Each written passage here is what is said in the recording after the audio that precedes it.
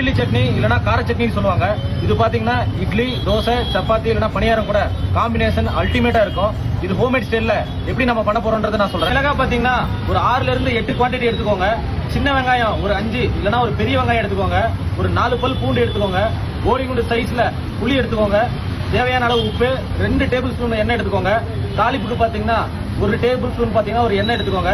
கடுகு 1/2 டீஸ்பூன், உளுத்தம்பருப்பு பாத்தீங்கன்னா ஒரு 1/2 டீஸ்பூன் அளவுக்கு எடுத்துக்கோங்க. கருவேப்பிலை பாத்தீங்கன்னா போதுமான அளவு எடுத்துக்கோங்க. பெருங்காய தூள் பாத்தீங்கன்னா ஒரு சிட்டிகை அளவு எடுத்துக்கோங்க. அதுவே போதுமானது. ஒரு பேன்ல மீடியம் ஃபிளேம்ல 2 டேபிள் ஸ்பூன் எண்ணெய் ஊத்திட்டு கார்லிக் பிளஸ் ஆனியன் 2 ஒண்ணா சேர்த்து நல்ல பொன்னிறத்துல வர மாதிரி நல்லா ஃப்ரை பண்ணி விட்டுருங்க. நெக்ஸ்ட் பாத்தீங்கன்னா காஞ்ச மிளகாய் ஆட் பண்ணி நல்லா 2 to 3 மினிட்ஸ் பாத்தீங்கன்னா நல்லா ஃப்ரை பண்ணிடுங்க.